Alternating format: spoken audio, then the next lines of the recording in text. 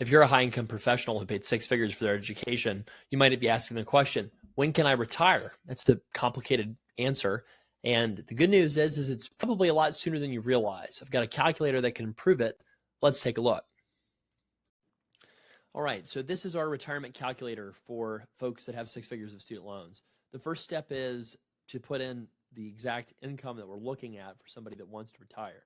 So I'm going to just pretend that somebody is, let's say they're a veterinarian or a dentist, and they've got $400,000 of student loans with a couple kids. Let's say that one spouse, let's just pretend it's the primary borrower, is making $150,000, and let's say the other spouse is making $100,000.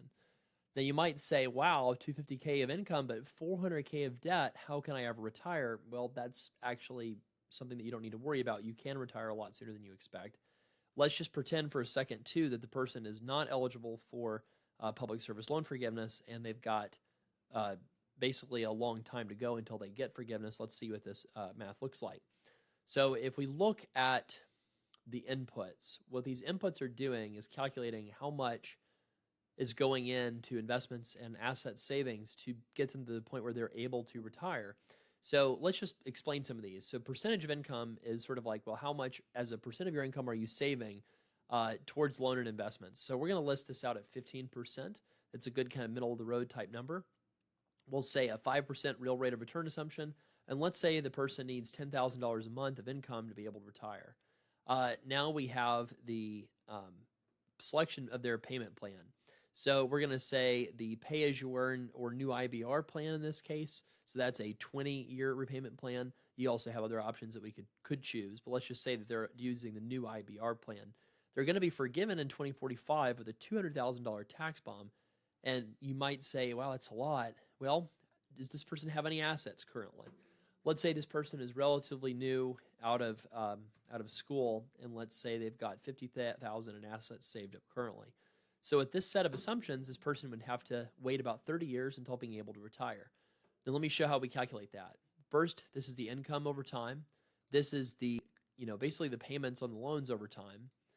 And this is the contributions to assets annually over time. This is total assets, total debt.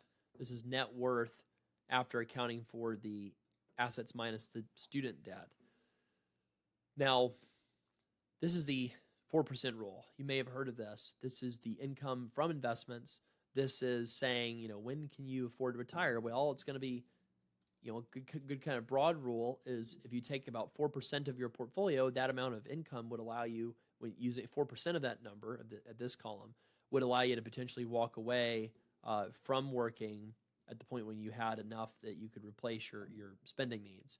So if we say 120K is the number, then looking at this column, we're looking for the first time it goes past 120K, which in this case ends up being when you have about $3 million of assets. Now you'll notice what happens is the student loans magically disappear in about 2044 in this case. Why is that the case? Well, it's because you pay that tax liability if it's owed, and then that goes out of your net worth calculation, and then your net worth takes this big jump. So that's kind of showing how the forgiveness math doesn't need to impede your savings and retirement goals. Now, is 30K a realistic number to save per year? Is that reasonable? Well, if you have a 250K total income, 150 and then 100, right? Let's just say the employer match for spouse one, let's say it's about 5%. So we might say 150,000 times 5%. And then, 100K employer match 5,000. Let's say the employee contributes about 10% of their income. So let's just say 15,000 and then 10,000. And let's say this person has a mortgage. Let's say they're paying maybe 10,000 towards principal a year. Let's say they're both doing their backdoor Roths. So we'll put in a number for that. And then let's just say they're putting in about $1,000 a month for savings accounts. And then if you sum all that up, well, that's actually even better than what we're modeling here, right? So if we change these numbers to reflect a $70,000 amount of savings, then if we put that in as a higher savings rate, looks like it's about a 32% rate. So that has a big impact on this person's ability to retire. It goes from 30 years to 19 or so. And, what happens is you even surpass the, number needed for retirement in the year before you get your student loans forgiven. So regardless of whether or not you're paying back your student loans or going for forgiveness, it's still possible, to retire even if you have a very large amount of student loan debt. You can see this by changing this to refinancing. Now, in this case, it's very inefficient for this person to refinance, but all it does is set them back 2 years in retirement instead of setting you back a lot more. And what happens, what you're going to find out, is your savings rate as a professional with 6 figures of student loans, or who borrowed, 6 figures of student loans, who paid 6 figures for their education, your savings rate is going to matter a lot more than really anything else, including PSLF going away, not going away, etc.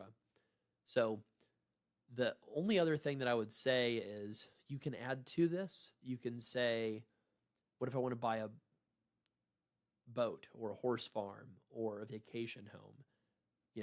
What would that do to my, strategy of retiring when I want to in about 20 years? Well, you can put some assumptions in here. You can put in, your age now, age of retirement, income needed to retire, and then you can put in over here what that thing that you want to buy is. So if you want to buy a boat and you want to buy it immediately through financing, seemingly it doesn't impact too negatively your chance of retirement if you're willing to wait till 60. But we said you were wanting to be able to retire in about 20 years, right? So if we put in this 20-year time frame, you can see how the boat takes you to from a 90%, 95% chance of success to a 90% chance of success. So maybe you can play around with your age of retirement, and if you're okay delaying retirement 1 or 2 years, you'd be able to negate the negative impact of doing that thing like buying the boat or buying a horse or whatever exciting thing that you want to do. So when thinking about retirement, remember that it's a marathon, not a sprint. And remember that one of the nice things that you could do with retirement is to say, well, maybe I want to work fewer hours. Maybe I want to cut my shifts. Maybe I want to take on a little bit less annoying, responsibilities at work that I don't maybe get paid as much to when I don't take on those responsibilities, but maybe that's worth it to me, right? So maybe sometimes it is rational to have a later retirement date, but having a better quality of life along the way. So these types of conversations are things we love having with folks. If you have any thoughts about when you want to retire, put them in the comments. And if you want to learn more about the way we approach helping high-income professionals that have also paid a lot of money for their degrees achieve the financial independence in their lives that they want, you can look more about us at slpwealth.com. Thanks so much for watching. And remember that, retirement is really important to just go for, but not get solely focused on it. It's about having a fun quality of life. And even if you have 6 figures of student loans, you're still on a much better track than you think you might be.